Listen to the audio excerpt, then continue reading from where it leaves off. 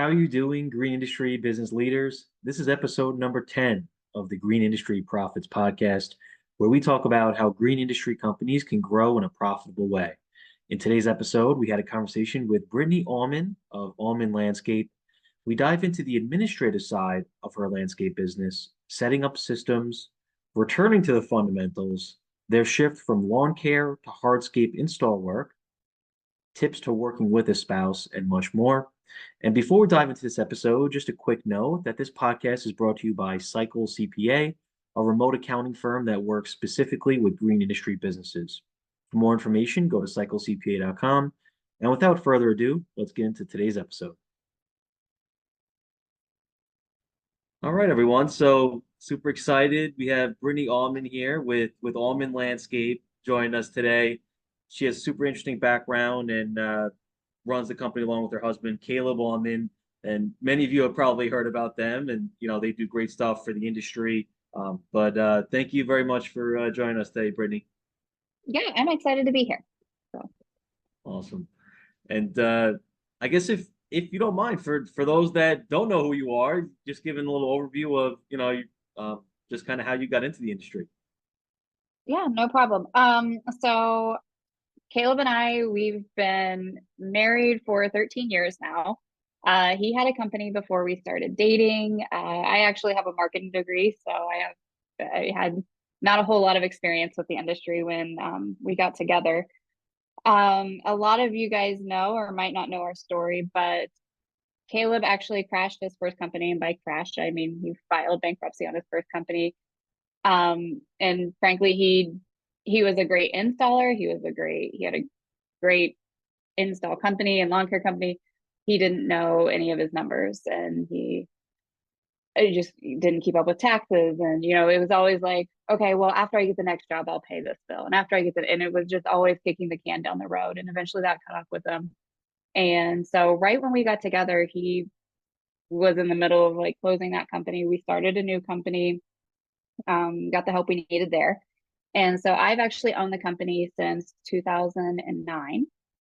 I took over the company right after I graduated college. And it's been a slow growth from there. Later on we had three kids and we just built this shop. So it's been a long road to like get to where we are. There's been a lot of ups and downs. And frankly, after the bankruptcy, I was very hesitant, for any large purchases, for buying equipment. We were crawling our way out of that, and I just didn't want any lever. I just didn't want any leverage over me. So it's been a long road to get where we are, but the shift in our company from then to today, we started out doing a lot of lawn care, like a lot of people. I would say the lawn care is the gateway to like the construction industry. And so we started there, and now we're doing hardscape installs, retaining walls, paper patios, pool installs. So we did the typical transition, and I think we're really where we want to be at this point. Very nice. And I'd like to circle back. So you had a marketing degree. Do you find that that has helped within the company in regard to generating leads and kind of marketing within the hardscape company? No, not really. um, so I don't know. I did the party thing like a lot of people do in college. But honestly, I finished in 4 years. I finished on time. I don't know that anything that I learned in college was applicable to what I do today. I feel that college prepared me to work in like corporate America. But as far as owning a small business and being an entrepreneur myself, there was nothing that I learned that was applicable there because, as a small business owner, we've navigated COVID now. We navigated like the recession that we had years ago. The booming housing market that we had a few years ago. So there's been all these ups and downs. And that's not anything that we talked about in college. We talked about like maybe an effective ad or a billboard, but those were always for, banks or insurance companies. It wasn't how do you market for this little mom and pop business that's trying to speak to the world and really make something of themselves. So a lot of what I learned for the company administrative wise and marketing and install, like that's all been self-taught and through classes and, webinars like your guys's, and just anything that we can grasp. We're always just trying to get one little piece of information to move the needle forward. Absolutely. Yeah, no, it just goes to show how much can be learned just on your own, right? As you're starting your company and there's different resources out there. And I want to get to yours as well within the episode. But before we get to that as well, in regard to working with your spouse, I guess how has that evolved throughout the years? It's been a big it's just a learning experience. I know some people around us, like in our friend circle, like, I don't know how you guys spend all day together. I don't know how you work together every day. Because like some other people's marriages thrive on not seeing each other for 40 hours a week. But Caleb and I's connection's always been through work. And we enjoy working in the field together. We enjoy solving problems together. So I think that's something that really speaks to our working relationship. There are hard days. There are times we disagree. We're human. And I think to a benefit, we both have different views on certain things in the business. And once we put our immaturity aside, a lot of time, it just frankly, it's just hard-headedness, right? It's just not wanting to accept that the other person might be right. Once we get those feelings aside and really work to come to a solution together, it's amazing. It is truly amazing to create something special with your spouse. And I think, like, I'm sure you've experienced it too. And we we have 3 kids, and our kids are the most important job that we'll ever be given. And so owning this company together has allowed us to do what we want with the children and be there for all the parties and all the events and all the first days of school. And we wouldn't trade that for anything. Yeah, very cool. Yeah, no, having it, really be part of that relationship and even just looking at, your social media, which for those that don't know, Auman Landscape, you guys have a lot of followers, right? But also I have noticed you involving your kids in some things, which is really cute as well. Yeah, I think definitely good lessons for them too. And then now as for starting in lawn care and making that transition over to maybe hardscape, more of that install based work, what are some recommendations you have for companies that are maybe considering that change? So that transition for us was actually really scary, because the way we were looking at it at the time was, we had a set amount of revenue that we were guaranteed for X amount of months a year. You sell your lawn care contract for the year, right? And something we couldn't wrap our head around at the time was like, well, if we install a patio for Mr. Smith, he's not going to need another patio. What do we do then? And so it wasn't as easy for us to immediately see where the next job was coming from. And, even with mulching and, spring cleanups and stuff, that stuff is repetitive. The hardscaping is typically not repetitive. And so that was really scary. But eventually we realized that dabbling in both and not doing either very efficiently, because we were spread so thin, we didn't have 15 crews. We had 4 guys and we were trying to make the world happy. We were actually hurting our clientele base both ways because we weren't able to provide great customer service either way. We provided Yeah. mediocre customer service. And after just a lot of back and forth talking about it, we decided to sell that. We sold what we had. We didn't, I know a lot of people will like work to build it to something and then get it like in this pretty package. We just dove right in. We just sold it as is and wanted to focus on moving on.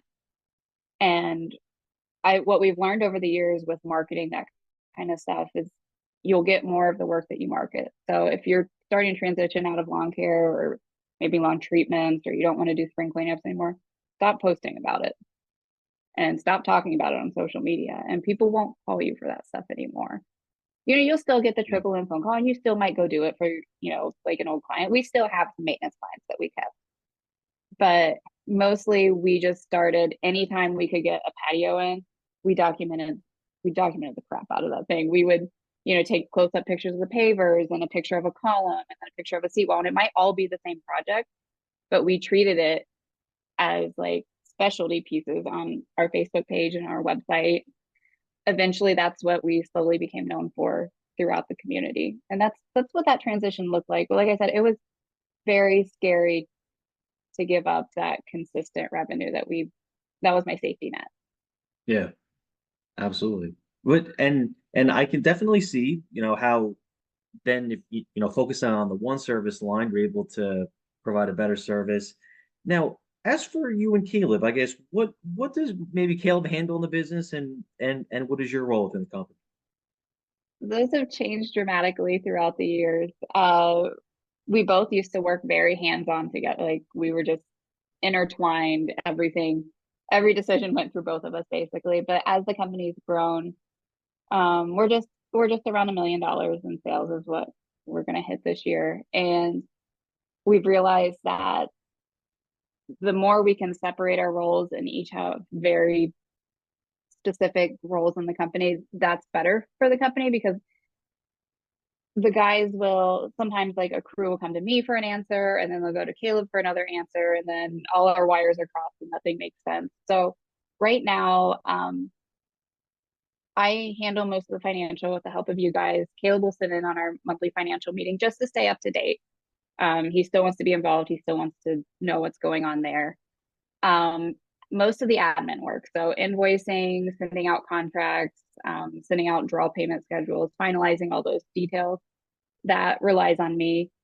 Right now, Caleb is specifically doing sales and estimating, and once the job's sold, it kind of turns over to me and my side of things. And then I work with Angel from you guys and develop the draw payment schedule and cash flow projections. And like I said, that stuff has been before the call or before this interview. I said how helpful that's been. So um, this year has been our return to fundamentals, is what we're calling it, and it's really just rebuilding the basic foundation of the company because we can't build a skyscraper without a solid foundation, right? And so we believe that if we return to the fundamentals this year and develop the processes for, and the standard operating procedures. So this is what payroll looks like every week. This is what happens when we get a phone call in. This is what happens once the estimate is sent. We follow up 3 days later, then we follow up 7 days later. And developing all of those internal processes is what's going to allow us to grow in the future. And we want to grow. I think what we want to get to is around 5 million. But what we've learned over the years is without those systems in place, it'll be impossible to do it effectively. People do it, but I don't think it's a company they're proud of or a company that they can even step away from for a couple weeks at a time without the thing going on fire. Yeah, yeah, absolutely. And I think that's a great point, Brittany, because there's a big difference between even $1 million company where you're building a foundation versus $1 million company that doesn't have those processes down. And I think it just goes to show that it's okay to not grow 1 year as much as maybe you would love to grow, but it's more about building the processes and the foundation that's going to allow you to get to that next level, um, you know, without Well, going too crazy, right? Without trying to put too much pressure on yourself and trying to get yourself in a position where you're going to burn yourself out, stuff like that. So yeah, I can't take our team of 4 guys in the field and Caleb and I to 5 million with our, like, I'd have to hire people. And what happens when I hire people without these systems? It's like, all right, well, here you go, figure this out. And you can't do that. You don't send a guy, if you hire someone to work your field crew, you're not going to give them a truck and say, okay, here's a list of the properties, go figure it out. No, you have to tell them, you have to train them. And I didn't have anything to train anyone with right now. yeah, And that's crappy to say is this far in business as we are. But one of the things on our platforms is we want to be totally honest with people and be realistic. And guys, we're not perfect, but I can promise you that we work every day to move the needle forward and get just a yeah, little bit better. absolutely. And now, as for the administrative side of the business, Mhm. and as for like tech stack, different softwares that you're utilizing, what is your go-to for some of the softwares? So we've been working with Element software for 5 years now, and we're really leaning into actually utilizing the entire program. Um, a lot of times I think people sign up for QuickBooks and who knows what all QuickBooks is capable of. I see the ads when I pop up, but you're a business owner. You don't have time to figure out like, oh, let's look at the features today. No, you need to get invoicing out. You need to, mark payments as paid. You need to do bank reconciliation. You don't have time to figure out all the little pieces and parts to it. And we found that to be true with most of the softwares. We just use whatever's flashy at the time and then kind of forget all the extra features.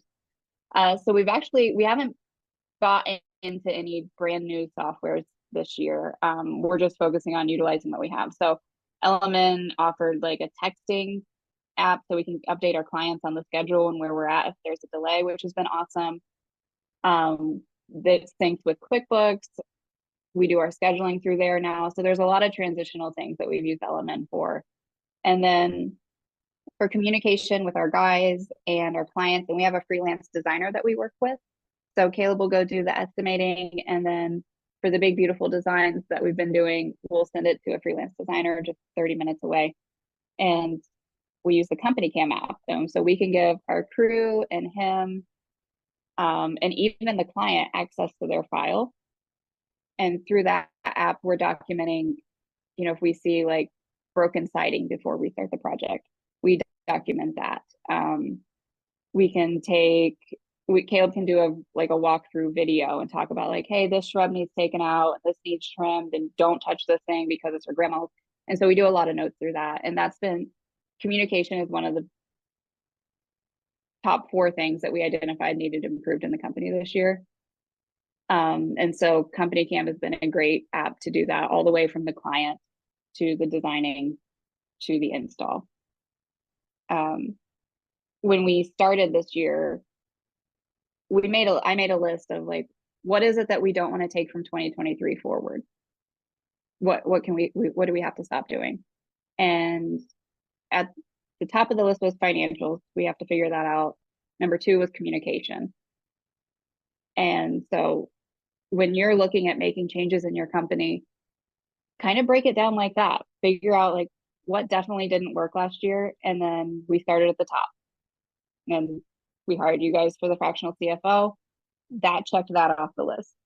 Communication. What is the best way to communicate with our entire team? We use element scheduling so everyone knows where they need to be. And we started using Company Cam so they can see what's ahead and document as they go along the way too. Very nice. No, a lot of great points there. Now, and I want to start with the freelance designer. Are you looking, so your goal is 5 million in sales. Are you looking to scale, or I guess in order to get to that 5 million, do you feel you're going to have to get additional designers? And if so, do you feel that you want to continue working with freelancers? So that's actually been a big topic here in the office for the past month. We are going to hire a salesperson / designer. We're looking at actually hiring a freelance designer to work with us here in the office. And that's a big step for our company. Caleb has done sales for the company for the past 15 years. So, and I always thought like, well, Caleb's the only one that can sell anything for the company. Everyone knows Caleb. Who's going to talk to anyone but Caleb? And now as we've grown, I've understood the importance of creating a company vision and a company mission. And really, we leaned into figuring out what the company was about and what we wanted to be known for this year. And through that, I'm more confident than ever in actually starting to hire people, because I'm going to hire the right people. I'm not going to hire anyone that walks in the door anymore. I'm not, just because you show up is no longer a thing here. So the salesperson we're really excited for, because I think that will allow Caleb to do more of the things that he enjoys. As a business owner, you wear a lot of hats, right? And sometimes you wear a hat that you don't want to, or you're not passionate about anymore. And as the company's grown and transformed, Caleb's still the same person that he was when he sold $300,000 worth of work. But now we're pushing $1 million and we're still trying to do it ourselves. As small businesses, I know it's always hard to figure out which person do you hire next. Like, do we hire field staff so we can grow to $1 million, or do we hire a salesperson? And what we figured out is the salesperson, I think, is going to make the most sense. It'll free Caleb up to help with operations and maybe pitch in the field and get back to what he used to love doing Yeah. more so working. You have to work on the business and not necessarily in the business all the time. And sometimes it's fun to get back out there in the field. So a big transitions coming for the company, I would say within the next 6 months. Always scary. It's that same scary leap that we did with the lawn care person. But I can say that all of the hard decisions that we've made in the company have been good ones. Yeah. It's just getting the guts to do it. That's exciting. Yeah, that's really exciting. And I think it's a very underrated aspect of running a company is I know you had referred to Caleb, his favorite aspect is being out in the field, maybe or maybe just helping with operations. And I think if people are in their roles that they enjoy, I think you're ultimately going to build a more sustainable company, right? And be able to, prevent burnout and different things like that. So I think that's great. Um, and then now, um, as for the employees and retaining, employees, what is your approach there? I know you had touched on vision. I guess how do you kind of approach that aspect of the company? Um, yeah, so our employees, our lead foreman has been with us ever since the beginning of the company. Our other two guys have been with us for 13 years now, and we hired a new guy last year. We have lost some people along the way, Yeah, but our core team of guys have been with us for a very long time. Sometimes to a detriment, we are a very relaxed employer for a couple reasons. I want Caleb to be able to coach soccer, and I want him to be able to go to the school pageant. And I want our guys to be able to experience that too. I want them to be there for their families. I want them to be good dads and moms. yeah, And so we have expressed that as a core value within our company. And that's important to me. So I make that. I want them. If they don't want to, then that's I can't make them. But that's been really important. So we're very relaxed with our schedule. If you tell me that you need to go somewhere, you need to be with your wife for a doctor's appointment, that's totally fine. I yeah, don't care. You're not punished for that. We've had a very open communication policy within the company also. So I think a big thing to keeping our guys around really is we don't freak out if something gets broken or something's done wrong. yeah, We learn with it. We come up from a solution. You're not going to find Caleb screaming in the shop in the morning or in the evening. I have, I don't think I've ever heard him raise his voice. I've heard the guys raise their voice at us, but Caleb never returns that. yeah, We always go with it. We always go as rationally as we can. I'm not saying that there's no emotion in it and we don't get upset about it. But as far as our immediate reaction to the guys, we're very calm, cool, and collected. I think as a business owner, that's really important. No one's going to work for you if you're out there screaming at them. yeah, And people are always talking about, well, I can't find anyone to work for me. I can't keep anyone around. Everyone leaves. Have you ever asked them why they leave? Is it pay? Is it because you don't have equipment and you're making them wheelbarrow river rock up steep cliffs to put it, above a retaining wall? What working conditions are you supplying for them? And the more that we ask that we're always asking our guys, hey, is there any equipment that we can get you to make your job easier? Is there anything that you need? What is limiting you from completing this job? And within reason, we'll buy it. I mean, if it makes their job easier and I don't want them to have to lay on the couch every night when they go home because their back is broken. That's not the lifestyle I want for my team. yeah, And I think as a business owner, you have to treat them like humans. You can't treat them as just a means to an end. And a big thing this year we've been doing is explaining to them what the end looks like. Like, we want to be able to pay all of you guys $30+ an hour. We want you guys to go on vacation. We want to buy new trucks or give you guys trucks to take home for the weekend or, whatever. And the more that we spin that vision for them and tell them where we're going and they can see that we're taking action towards that, the more buy-in they have. And I believe that's how you build a great company. yeah. That's awesome. Yeah, because I think a lot of companies they almost assume that the team knows their vision that's just in their mind, and Yeah. maybe that's not the case because they've never actually shared it. right? And express to them what the goals are. And as a business owner, there's a lot of pressures, right? And maybe you're trying to hit profitability numbers, or certain things are happening. How do you balance that with trying to maintain that culture, right? And like as you said, when Caleb, you know, maybe an employee is not happy and even goes to the point of raising his voice. How do you balance stuff like that, but then also, really hold people accountable in regard to the numbers or just performance that's happening? That's something that we've learned this year, actually. So Mark Bradley, the owner and CEO of Element Software, we worked with him a little bit this spring, and he really worked with me on reacting with ration over emotion. Yeah.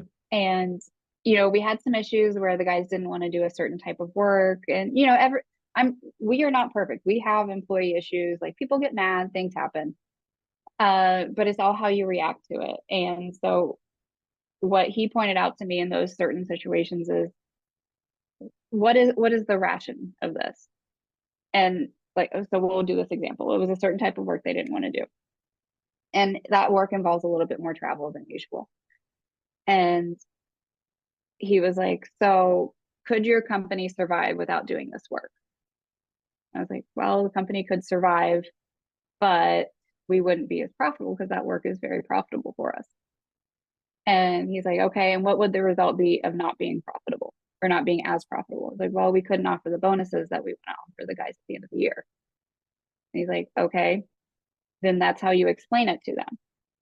And so we've been having more meetings. We've been trying to have a bi-weekly meeting with our team and update them on where we're at in sales and where we're at in expenses. And we've been tracking how much time we spend at the shop in unbillable time every week. And so we've been a very open book policy. I even shared the cash flow projection sheet that Angel made for us last week. Yeah. And I was like, guys, here's where we are. We have to meet these deadlines on these jobs because that's when I get paid for them. And that's how we pay these bills. And Yeah. I was like, and if we don't hit this completion point in the project, or, the certain benchmark, we don't get paid, and I can't pay one of our vendors. I was like, and that starts to be a problem. Yeah. And I was like, and to get to our revenue goal for the end of the year, we have to do, our budget says that we need to do this amount of money in revenue for July. Right now, we still have 20% to go. So it's like, what can we do? What do you need from me? And so the more that I'm able to provide facts and give actual examples and metrics. So, we had 7.76 average man hours unbillable last week. Like, what can we do this week to improve that? And so, kind of just constantly pushing the guys, not necessarily fighting with them, but just constantly showing them what's going on in the company has made it easier to manage.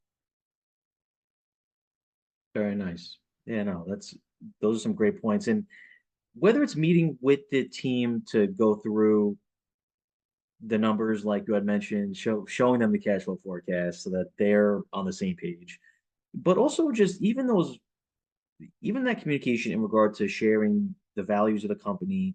I know you had mentioned earlier the return to fundamentals, right, is kind of what you had mentioned that this year was.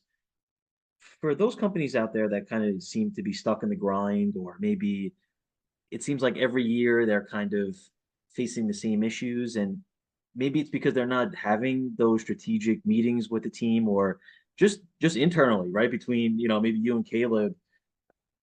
How do you recommend for them to even just start with that, right, and take a step back from the company and maybe just look at it and say, okay, these are the certain things we need to work on?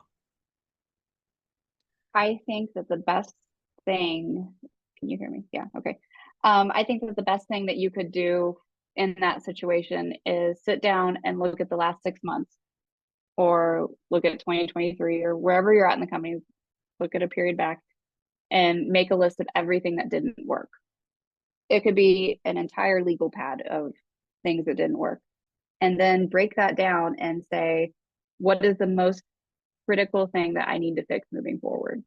If it's that you can't keep guys around, then we need to look at that, because you need employees to build and do work. If it's the fact that you don't have any money in the account and you can't figure out why, okay, you're not an accountant, you're not a bookkeeper. You need to find someone that you can hire to do that. And once we started focusing on just a few things and hitting like the real bottlenecks of the company. And so we did that. Another thing we did is we knew that something was wrong with our sales process. We just weren't getting the right clients. We weren't closing the right job. And so I'm a big paper person, whiteboard, whatever I can write on, I write it down. And so like incoming call, who answers it? What are those questions? And I literally built like a flow chart of what a person goes through. And I was like, would I want to go through that flow chart? Would I like, how can I speed this up? Or what is it that's not appealing to me? And I think if you can start to dedicate even just an hour, but 3 hours would be really cool. But even if you can dedicate just an hour a week to working on your business and just really, really going back to the basics. I mean, even figuring out what your company mission statement is. Like, why do you do what you do? Who do you serve? What is your purpose in the company? What is the purpose of the company? And when you start asking yourself those questions, eventually you'll be able to make decisions based on that. An opportunity might arise. Someone might be like, hey, you should really get into lawn treatments. There's a lot of money in it. And I'm going to go back to my mission statement and my core values and say, does that serve my purpose? Is that something I really need to do? Or, like you should get into the dumpster rental business. I hear it's great. Like, do I need to? Does that make sense? And when you start acting rationally and not with emotion, you will transform your life. I've done that with my kids now. Caleb and I have been through like this marriage coaching thing that we do through our one of our speakers at our marriage conference that we host. And that's something that they've taught us as well through marriage coaching. It's like when you remove the emotion from your argument, that argument's no longer there. It's just you being able to be mature enough to realize that, yeah, I might be wrong. There might be some other way to look at this. And then you make progress. And so I really think it takes time. You're not going to fix this. You're not going to fix your company. You're not going to get any better by just being in the field and just pushing through. Pushing through will not get you through it. Yeah. You're going to stay underwater. Yeah. No, I totally agree, Brittany. It's, proactively setting aside time to actually go over these items. And then like you said, I think even just writing it down, like you had mentioned, on a notepad, and then picking out, okay, what are those specific things that the company should be working on is a great first step. And I know you had touched on just even before the call, Brittany, if you can share what that event is as well, that you'll be running soon. Yeah, so our marriage conference is called Together in the Trades. We host it with Brian and Liz Fullerton, who I know you guys know. And it's a summit for couples in business who work together. And just because you might have a spouse who doesn't work in the business like I do, so they might not do invoicing, they might not do any admin work, or even out in the field. It doesn't mean that they don't experience the same hardships that you do as an entrepreneur. They are very much in this. They're there with the kids when you come home late from work. They're there while you're recording a late night podcast. Your spouse is there and they feel it just as much as you do.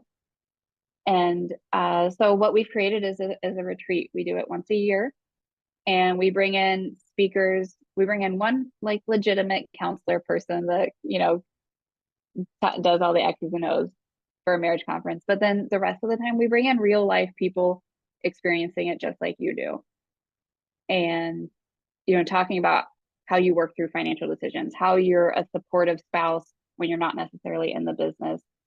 How you transition from being a husband-wife team to having a family. Is it possible to have a family and have a good business too? And the biggest thing we believe with that conference is you can have a good business and a good marriage at the same time. You don't have to pick. And we want to be a resource. We want to be a resource to help you with that. So, yeah, together Great in the stuff. trades. Awesome, Brittany. And and I know you also have the Hardscape Academy. You mind giving a little Yeah. overview of what that is? We've heard great feedback in regard to those resources as well. Yeah, so we have the Hardscape Academy that started about 5 or 6 years ago, I would say. We found a need for just basic construction education within the industry.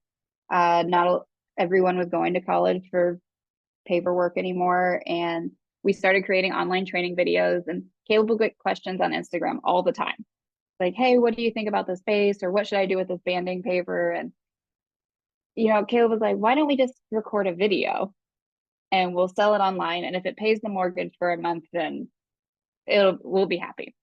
Like, okay. So we went and rented a camera, like a record from a camera store in Columbus. Had no idea how to work it. We watched a YouTube video right before we went outside to install it. We installed it in the snow. We had no idea what we were doing. But we made this, it was a 3 hour long video on how to install pavers, start to finish, all the things that you should think about and consider going into that. Because a lot of what the Hardscape Academy is trying to help people and prevent them from making the same mistakes that we've made. That's basically what it is. From financial to estimating to working with clients to working with vendors.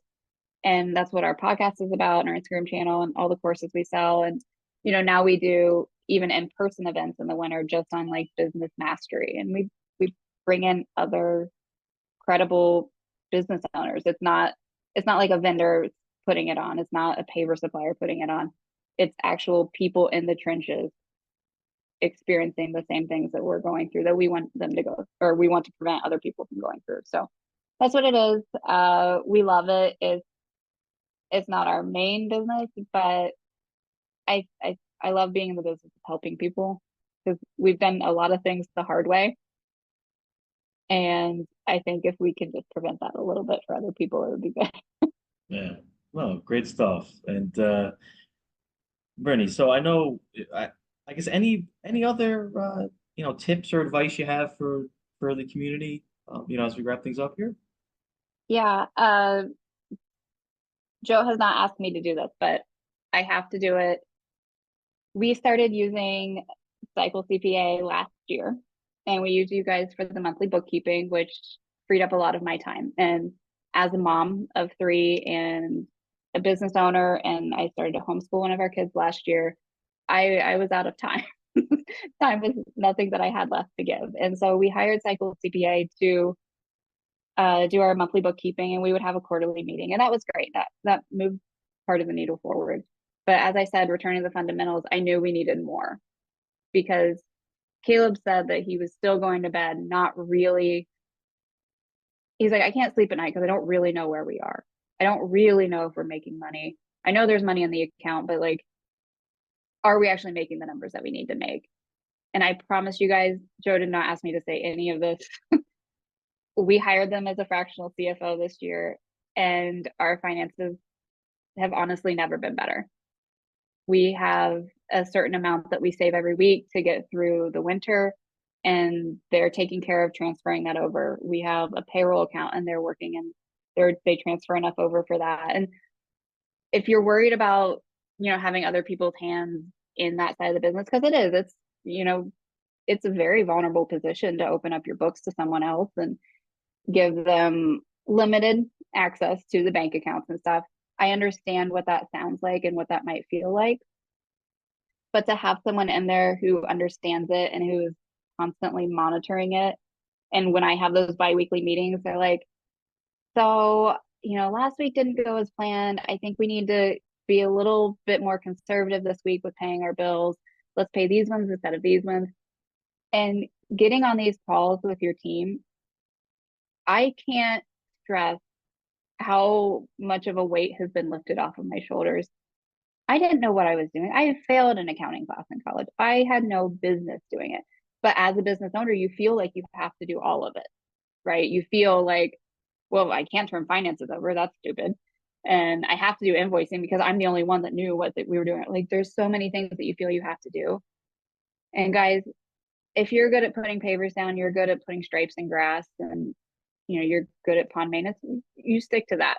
You should let someone else do it that enjoys it and knows it, and do our weekly check-ins that we do with them. But Joe, I will never not have, hopefully Angel, but I will never not have a fractional CFO in the company. Yeah. No, awesome, bro. I'm glad that it's really helped you there, and I think you put it perfectly. Where listen, there's some weirdos that love accounting, and let them handle it, and there's others that love doing more of the landscape and hardscape work. So I think just trying to keep within that, I think it just helps just to sustain business and not get burnt out or anything like that. So that's awesome. I And I do want to mention that when you are seeking out these services, I've worked with CPAs in the past, not to this level of service. It's really important to find someone that you click with and that you yeah, understand. I've had some people at our last CPA firm that we did not see eye to eye on things. It was her way or the highway. She didn't understand that I literally was like, I don't have time to do this. And she's like, well, this is the only way to do it. I was like, that's great. But we have, and they weren't solutions based. It was just, this is what you have to do.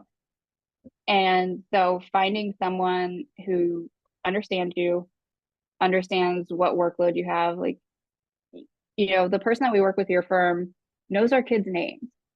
She knows that I homeschool. She knows what's going on behind the scenes. She knows all the podcast stuff. And she's like, I know you haven't had time for this. I need this decision from you though today. And I can say, I don't know I don't know what this means. And then she breaks down all of my choices, and she'll give a recommendation if I ask her to. And then we go from there. And so I feel like I have someone on my side. And so when you're looking at hiring out admin services, whether it's answering phones or whatever, financial stuff, I really think it's important that you find someone that is there rooting for you and not necessarily just trying to take over and boss you around. yeah. Yeah, I think that's a great point, Brittany, and it probably goes for a lot of other different services too. Whether it's Yeah. outsourced or work with vendors. I think it's important to find the right people for sure. But and what's the best way people can reach out to you, Brittany, if they have any questions or Yeah. So, Caleb, if you want hardscaping advice, that kind of stuff, he's just Auman Landscape LLC on Instagram, and I'm happy to help with any business or admin or kid stuff, whatever. I kind of do it all. So, and I'm at Auman Brittany on Instagram. So we love talking to people and helping them out. very nice. And really appreciate you hopping on here and sharing advice with the community. And thank you for everything you do for the industry. And hope you have a great rest of your day here, right? Thank you, Joe.